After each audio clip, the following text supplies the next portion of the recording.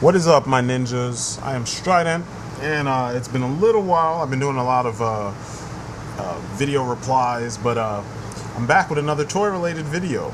This time it's not going to be a G.I. Joe video, which I will be getting back to some G.I. Joe videos, because the Tomahawk, I kind of refuse to call it the Eagle Hawk because that's kind of redundant. You know, it's the bird, the big bird, little bird, or the, hawk bird. Anyway, I'm gonna call it the Tomahawk. It's been re-released and retooled, so I'll be getting that and I'll review it. And I've got a bunch of other customs that I've done that I want to review. But anyway, I'm back with another review. Toy-related video. And one of my ninjas, during the video that was a reply to ODC That's Me, his video asking what your top favorite Marvel or DC villains were, I was asked what were my favorite, or suggested, to do a video on my favorite DCUC figures, of all time. I figured, actually that's a good idea. It's one of those things that, I've seen a lot of lists and I haven't done one yet, which is kind of lame. I even did a video on my favorite figures in my collection at the time. Actually, it was a couple years back. So I figured, hey, let's do it. So and if you noticed, a lot of my videos lately, it's been this back and forth with me and ODC That's Me, and in the middle of that we've got Chapman Films. We've kind of been vibing off of each other with ideas and topics, and even the stuff we're collecting. Rob's Rogues, he jumped into. So props to them. They've all got really cool channels, very straightforward approaches, very different approaches. Rob's Rogues, he's really straightforward and to the point on what he digs. He's a huge Robin fan. ODC That's Me, he's a huge DC, Marvel, and wrestling figure fan. He reviews a lot of different Marvel and a lot of different DC related figures. Chapman Films is more of a DC fan, and he runs the gamut on DC stuff. Real goofy dude, man. His reviews are pretty funny. And then there's me, of course. I review as much shit as I can review. I try to come at you guys from all angles, so I don't know. Hopefully that's coming across, because that's kind of my personality, and you guys know this. I mean, I'm talking to my ninjas, you already know.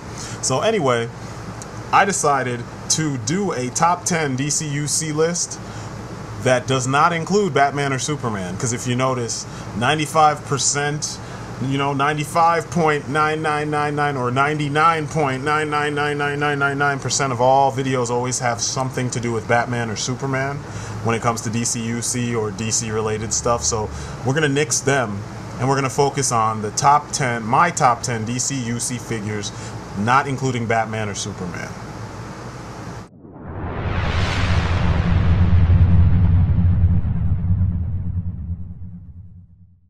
The question. He's fairly obscure, at least he was fairly obscure until Justice League Unlimited, the greatest superhero cartoon of all fucking time, hands down. I love this dude. I didn't like him as much just in the comics because his appearances and everything were contextual, but in watching him in Justice League Unlimited, he was like an instant favorite. I dig the fact that he's wearing a suit and it works and they got the right colors, and his articulation is pretty good, even though there's some small hindrances, but it's just a really awesome, very subtle design, and all of these elements, the subtlety of his character, the mysteriousness of his character, it was all captured really well in this figure. And I had to get him twice though, because I thought that the first one I got had a glue spot on the right hand side of what holds his jacket to his coat, and I thought that was damage from heat or something in the shipping. Turns out all of them were like that, at least all the batch I got from. So that was the only blemish. Besides that, this figure's awesome.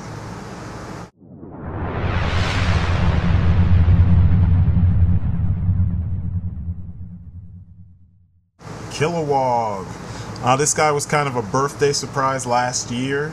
I found him for a ridiculously good price. I was hooked up by someone on the DC Unlimited Facebook page, or Facebook community. But anyway, the figure's awesome. The movie sucked, but this was one of the few designs that actually captured the essence of Kilowog. And since I wasn't able to get the Kilowog collect and connect version of Kilowog, I was like, I'll settle for the movie version because he's about the same height, same size, and equally as articulate. I want to say he's close because I think he has a different type of ab crunch, but I mean, look at the sculpting, the paint work, the articulation. Even for a movie master's figure, he's got good articulation. And it's, you know, it was the last role of Michael Clark Duncan, actually, before he passed away. So yeah, this is one of my favorites, and Kilowog's always been one of my favorites, and I think this just does him the utmost amount of justice. So my number 9 is my boy Kilowog.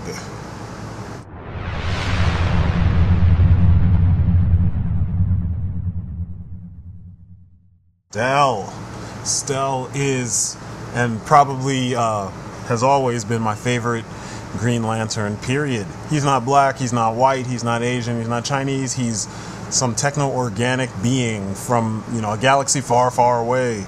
And his design here is just masterfully done by the Four Horsemen. I mean, I can't complain about anything. Probably, if I really try to complain, the only complaint is that I had to buy a whole wave with some characters that I more or less didn't really care about in order to get this awesome dude. But what it did do is it opened me up to having Green Lantern figures, because, you know, I've got that whole wave plus, you know, a couple others. But Stell is awesome, and at the time he actually was my holdover for Kilowog, because I didn't have a Kilowog figure. And as you know, Stell was Kilowog's replacement. He was the drill sergeant when Kilowog left. So this figure is masterfully done. If you can find the parts or find the figure, I almost would say whatever they ask for, just pay it. But you know, if you find him for a reasonable price, he's definitely worth it. He's very durable, nice and posable, just an awesome figure all around.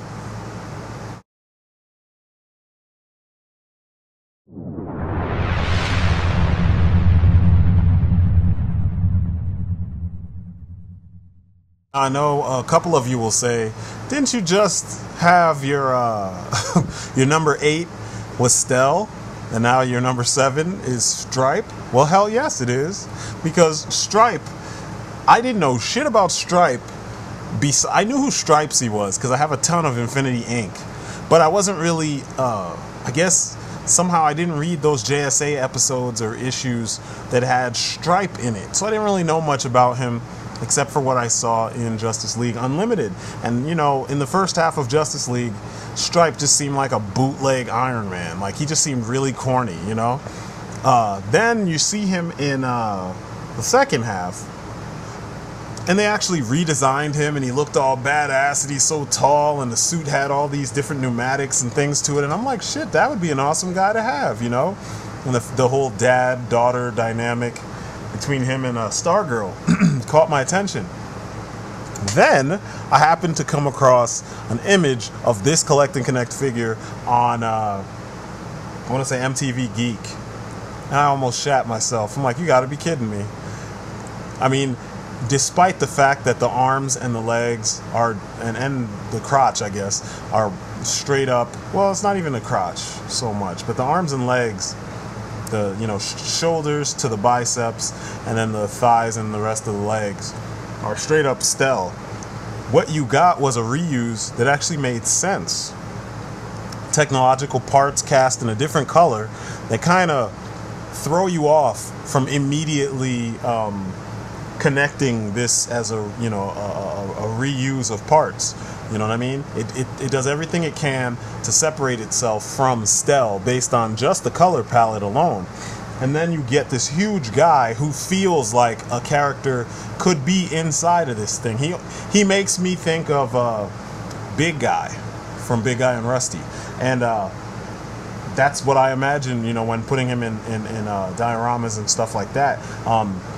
And ever since seeing how he looked in, you know, the second half of Justice League Unlimited, and then getting this toy, it helped me gain a better understanding and a little bit more of a love for such a obscure, you know, kind of random character that fits into that Iron Man knockoff-ish kind of part. But I mean, look at the paint. It's so simplistic, but it's so awesome. He's got this pearlescent white all throughout the figure.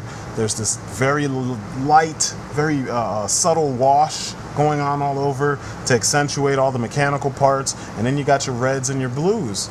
I mean, I can't even complain. I mean, look at his face. He just screams hero.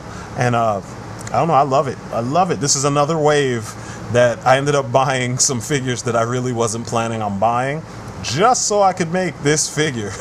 Because, I mean, at the time I didn't have any hookups, but I love it.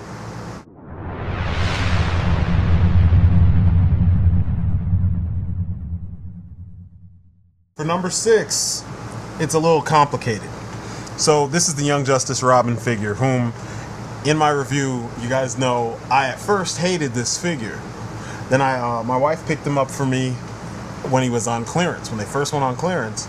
And then I realized after I removed the cape and did my custom cape treatment that this is an awesome figure. Also, the fact that he was wearing red and black, it brought me to another conclusion that I had, that I can use this as an early version of Tim Drake and let the red and green be Dick Grayson.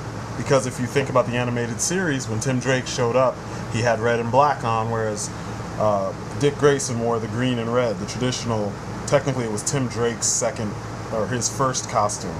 But then I've had this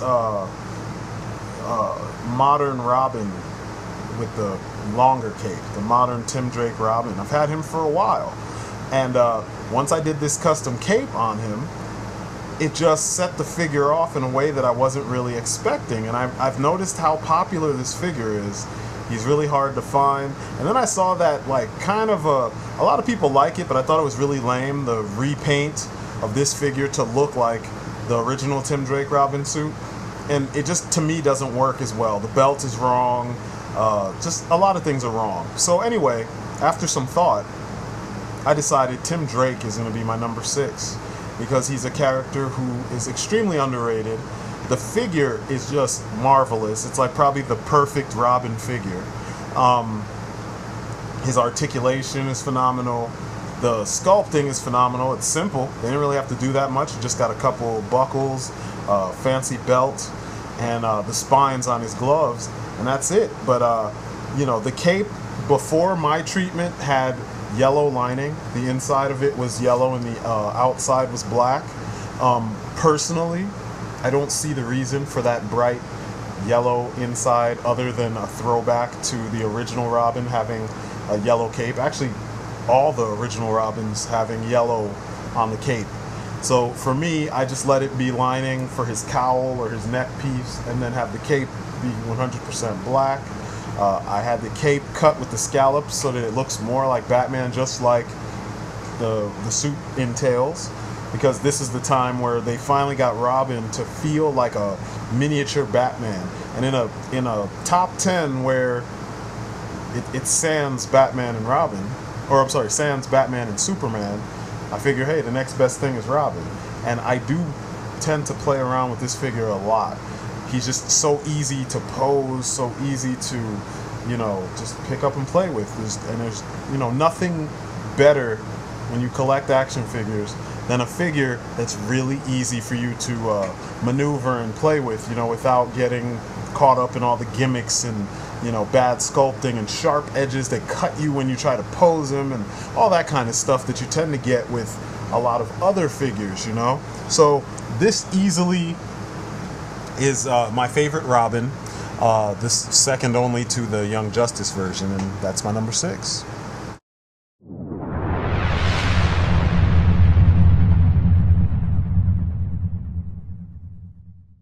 Now this guy, man, this is one of those figures where I got more than what I was expecting. I saw that there were 2 versions of this Steel figure. Somehow I missed this figure the first time around when he was offered in the DC Superheroes line.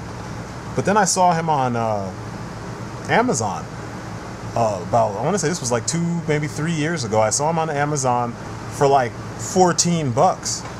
At the time, him and the other DC superhero versions of Batman and Batgirl, you know what I'm talking about, like the Cassandra Cain Batgirl, all of them were extremely expensive. So I just wrote him off as one of those characters that I probably won't get unless they do, the Horsemen decide to do another version in the DCUC version. Anyway, I saw that, I jumped on it immediately. Not only did I get it like 2 days later, I got the chromed out version. I was geeked. I was super geeked because I was like, oh shit, there's a variant? I didn't even know. And that was one of those times where the variant actually worked. The variant actually enhanced the figure. It didn't make the figure seem gaudy or just like they changed something for the sake of changing it. They just enhanced an already perfect figure. I mean, look at every little detail on this figure. It's the best version of Steel. It's that classic John Bogdanov, you know, Steel #1 look with all kinds of added detail to it that just makes this figure scream, you know, I am going to be Superman, or I want to be Superman. You know what I mean? It screams just champ. He's like 100% champ. That's the best way I could describe it.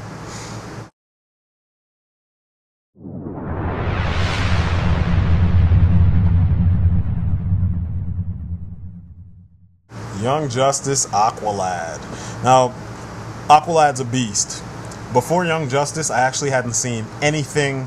I never read a book that had Aqualad in it. I saw that there were books that had Aqualad in it, but I figured his story was going to be annoying and convoluted and boring, and I was just going to get bored, and I wasn't going to get the whole thing in a couple comics. Then Young Justice kept going and kept going and kept going, and I was like, holy shit, Calder is amazing.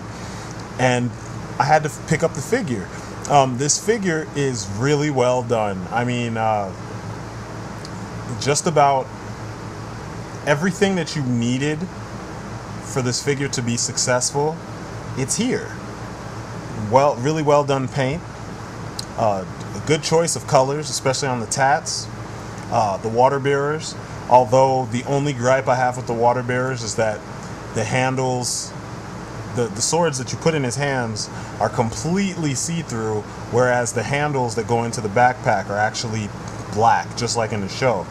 But it's a minor thing. I could actually just paint or use Teflon tape over the handles to make them look black, and you know, you fix that problem. You know what I'm saying? But articulation, amazing. It's cool because he's got a teen body, the DCUC teenage body, but he's a little taller than Robin, you know? So it's not the Robin, Beast Boy, Kid Flash body. It's like one up from that. And it's not quite the Sinestro / Deadman body. It's one up from, it's one down from that. So it's nice to see variety in your body types, as well as, you know, a nice simplified take on the DCUC style. It's another one of those figures that makes me wonder, why didn't they just continue with DCUC and just add Young Justice or anything else related into the line? If you happen to see him, pick him up. He's totally worth it. Everything from the sculpting to the paint to the articulation, even to his accessory count, it's all perfect. I mean, you got another black character that doesn't have the same head, you know, just tweaked a little bit, kind of like John Stewart, Mr. Terrific, and Bronze Tiger. They all had a similar face, but they tweaked little things to make it different. This is a completely different head. And nice, badass selection of weapons. You got hammers, maces, swords. It's just, he's one of those figures that he's a one-off, and they did it perfectly. And there's like really nothing else to ask for. So yeah, Calder is one of my favorites.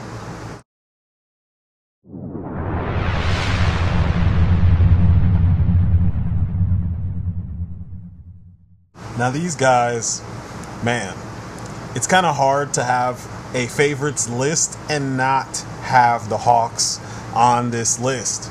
These are figures that just look badass, very classic but badass. And as you can see, with just a small bit of tweaking, you can make them even more badass. I actually have work to do on Hawkman. I need to wrap his hands too. But everything that made Shayera badass in the Justice League Unlimited, it's present here. She's posable. She looks good holding that mace. Probably the only thing I could ask for or wish they had done is given her different hands. Hands maybe that were the thumb is connected to the other fingers, so we had a hole to put the mace in as opposed to the open hand holding it, because she doesn't really hold the mace very well. But besides that, you can balance her in different poses. You can balance the mace in her hand while in different poses and get off that, her badass warrior, attitude. And it works, man. Those wings, the paint on the wings, the paint all over the figure is nice, but the figure itself is very simple, whereas the wings, that's where all the detail and all the attention was paid. I mean, you can see every feather. Every feather has this nice gradation. It goes from gray to like a bronzish, brownish, tannish, light color. And it's just nice. And there's a little bit of like sheen to it too. So, they had to be in there. And then they came in a decent selection of weapons. Even though I'm choosing to pattern my universe after, Unlimited, she still looks really good next to Hawkman. And Hawkman looks really cool next to her. You get to see the little things that are, the little details that were changed from male to female, He's got a really cool musculature, even though he's using the bigger buck as far as his torso goes. He's got like really cut up arms, lots of detail in the musculature and veins and stuff sticking up. He just looks the part, and that grimace on his face, he looks almost as mad as Batman, which is awesome.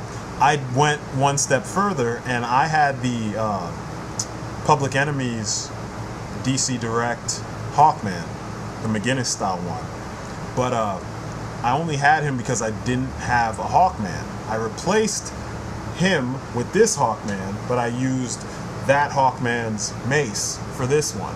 And you add some wrapping to it, and you've got a very ferocious looking character. So they make it to the list.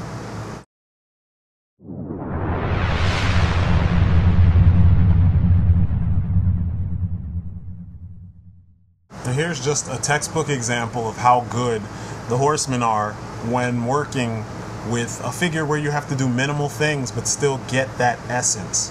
Mr. Terrific's a very plain body, but the painting and the simple sculpting on his arms and on the jacket and even on his face kind of make the character, and then the T-spheres just set the figure off perfectly. I wasn't really a huge fan of Mr. Terrific before Justice League Unlimited. I knew who he was. I thought his power was, it was okay.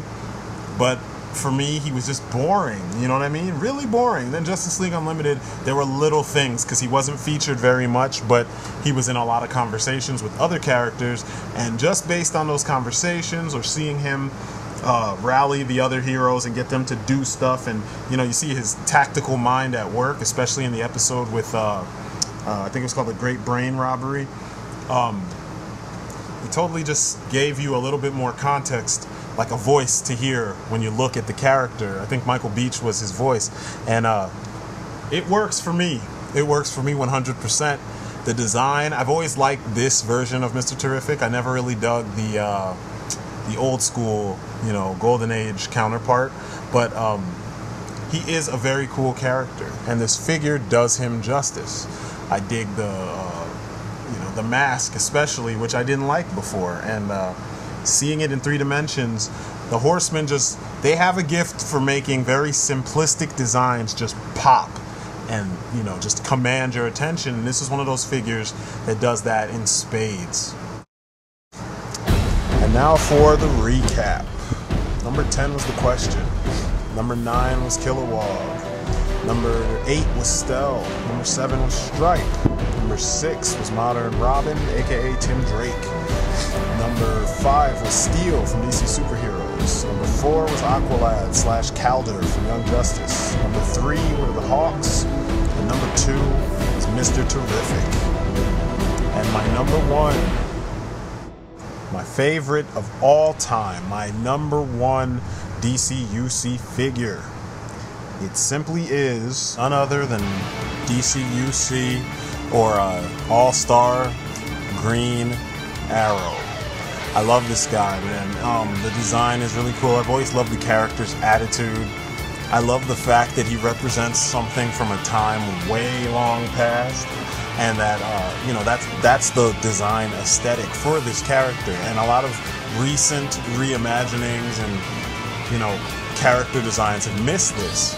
They try to update him and make him so modern that it kind of loses what made Green Arrow awesome in the first place. You're supposed to be looking at Robin Hood in modern times. I know a lot of people say, oh, the technology and blah, blah, blah. Everything doesn't have to have high technology in order for it to be modern, When you hear Ollie speak, you can totally tell the guy is from this day and age. When you look at his costume, you see like so much old mixed in there that it's like, man, this dude likes, he's a Runfest person. I mean, that's the best way to put it. He's one of the Runfest guys. And that's how this figure should, that's how this design in general should come across, Modern pieces like you see with the newer version of him, modern costuming accents, but overall he should feel like a medieval hero. This figure's paint, the sculpting, the articulation is really good, although the articulation is the only area where I have an issue, because even though they gave him different hands, they should have given him double jointed elbows, or at least one double jointed elbow, so that he could really, pull back his string on the bow and pull those arrows back, and really assume some archery poses like the Marvel Legends Hawkeye and the Marvel movie series Avengers Hawkeye. That's probably the only area where I would give this guy some I have issues with, I guess. And with the first release, the one that's closer to us, I hated his arrows. His arrows were way out of scale. They were smaller than the ones in the quiver right now. So yeah, I threw those out, and I've been using Artemis's arrows with my green arrows, because it makes sense, and they're the right length and they don't look hokey. It's just when I pick a favorite, I usually pick a figure that I have no problem posing. Just like I said with Robin, I have no problem posing. I have no problem just picking him up and goofing off and playing and coming up with a quick little storyline for him, just based on, the character himself. I'm waiting for a Merlin figure so I can have a rival for him, because I'm not actually going to sit down and make one. It's too much. But we need a Merlin figure, and that would be awesome. But he's one of those figures that just, if he only came with his bow, and that's the only accessory, it would be enough. As you can see, I did customize the bows. I wish they had put the little tabs on there like the Masters of the Universe bow figure, where you can put the string yourself. But I'm cool with doing a tiny little bit of custom work like this. So this is why he's my favorite. It's fun to play with, fun to look at, fun to pose, just a well done figure. So he's easily my number 1. But wait, there's more.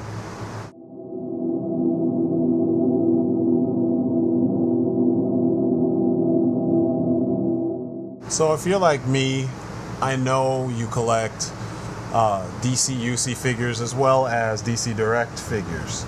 Sometimes DC Direct will make a figure that you wish that Mattel would have made in the DCUC line, and theirs happens to fit with your DCUC, just sans the articulation.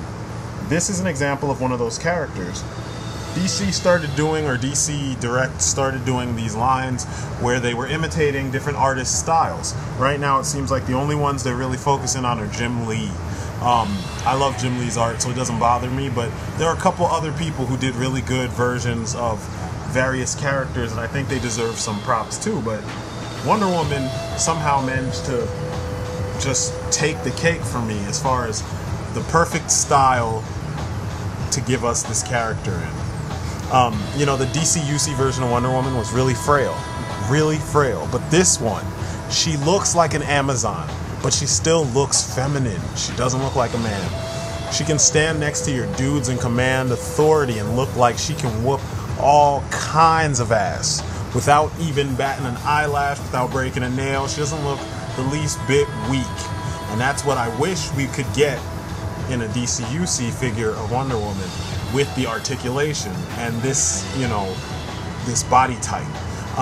Even Big Barda needed this kind of a body type where she could tower over Mr. Miracle, and instead we got a frail Big Barda with a lot of armor on to compensate for the fact that she's not the right size. So, you know, this is one of those figures where they found the perfect style, which creates the perfect balance. And you know, Ed McGuinness draws everybody with this buff body type and whatnot. It's like he can't draw regular people, but it works here.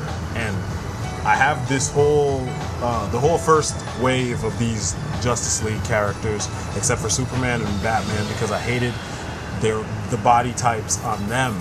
But all the supporting characters, somehow it worked. Actually, the freaking Martian Manhunter for the JLA classified line is, to me, the perfect Martian Manhunter with the old school costume. But anyway, this figure I play with all the time. She's perfect for displays.